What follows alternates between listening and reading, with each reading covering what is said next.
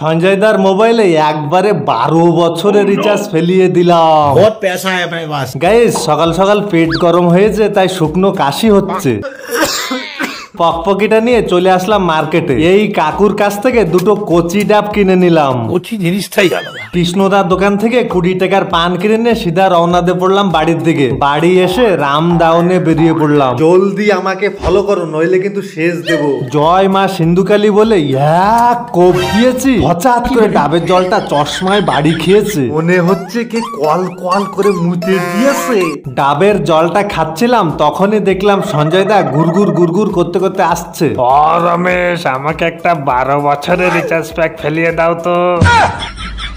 অনেক কষ্ট মষ্ট সঞ্জয়দাকে 1 বছরের রিচার্জ প্যাক ফেলিয়ে দিলাম। সঞ্জয় দা গরম গরম নোটগুলো আমার হাতে ধরিয়ে দিল। রমেশ দেখো তো আমার ক্রম ব্রাউজারটা খুলছে না কেন। साले रहा नहीं जाता।